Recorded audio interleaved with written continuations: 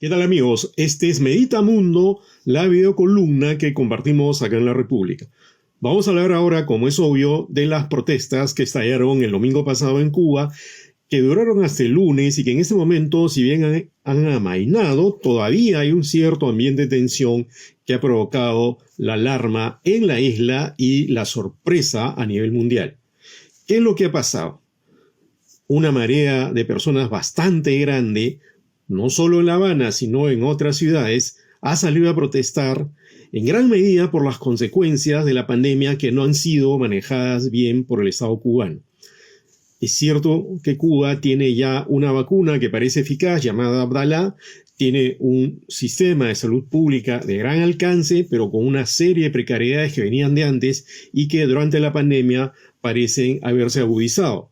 Hay más contagios diarios, pasan de 3.000, hay una cantidad de muertos que para ellos es bastante alta en relación con lo que hubo hace algunas semanas, está en más de 50 o 60 por día.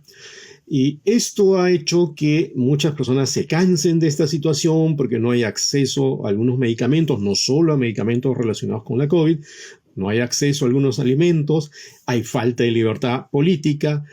Esto que comenzó aparentemente con una protesta contra la incapacidad estatal para manejar la pandemia, ha venido de una protesta contra el sistema en su conjunto. Y eso es esperable porque la situación en Cuba hace varios años es una situación difícil, aunque mejoró en relación con el pasado debido a que se abrieron algunas actividades económicas, lo que en Cuba se llama cuentapropismo. No le alcanza a muchas personas para vivir de manera estable o incluso digna porque hay precariedad en algunos sectores de la población y que no son pocos y son los que han salido a protestar.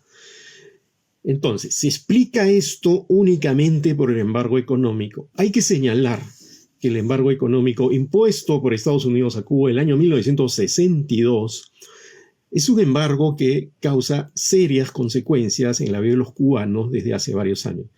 Es un embargo injusto, arbitrario, aplastante, que ha sido condenado sistemáticamente en la Asamblea General de Naciones Unidas, por lo general con votos mayoritarios de los países, porque evidentemente es una arbitrariedad que no tiene justificación alguna, y eso causa, por ejemplo, presiones financieras sobre las empresas que quieren comerciar con Cuba, limita la llegada de una serie de insumos y productos a la isla. Sin embargo, el embargo no explica toda la situación.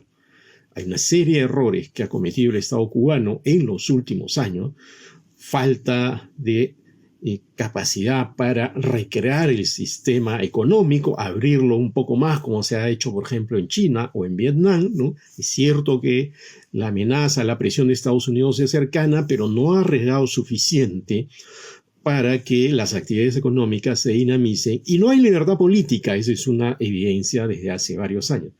Entonces es imposible que en una situación de este tipo la gente no proteste, no se canse del sistema en su conjunto y no únicamente la manera como se está enfrentando la pandemia.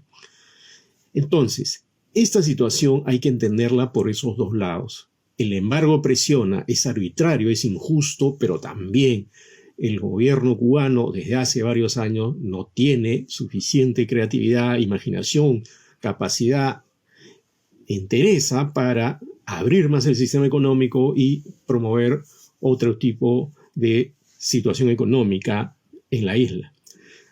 Hay que entender además que en todas partes del mundo los ciudadanos tienen derecho a protestar.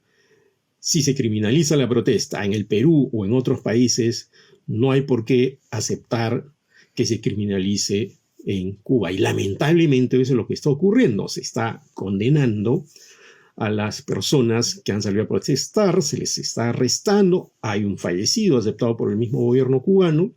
Entonces es una situación bastante compleja en un territorio que ha tenido características históricas porque tuvo importantes logros sociales en materia de educación, incluso en materia de salud, pero que en este momento está con un sistema ya bastante gastado y además carece ahora de una figura histórica como la de Fidel Castro, que era una figura que atemperaba descontentos, como ocurrió en 1994 cuando hubo un maleconazo en contra de la situación generada por lo que se llamaba el periodo especial, es decir, el periodo en que entró Cuba luego de que la Unión Soviética le quitó el apoyo, pero eso no es similar al que ha ocurrido. Lo que ha ocurrido ahora es una protesta más grande, no solo en La Habana, en varias ciudades, y parece poco viable desde el gobierno cubano simplemente atribuir esto a una presión norteamericana, a elementos contrarrevolucionarios, porque evidentemente hay mucha gente que está cansada.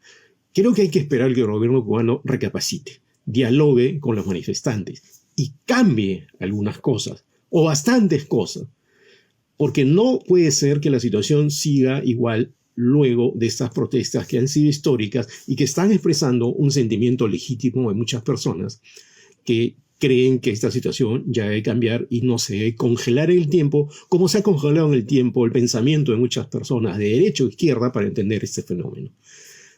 Este ha sido una emisión más de Meditamundo. Nos vemos pronto en una nueva videocolumna. Hasta pronto.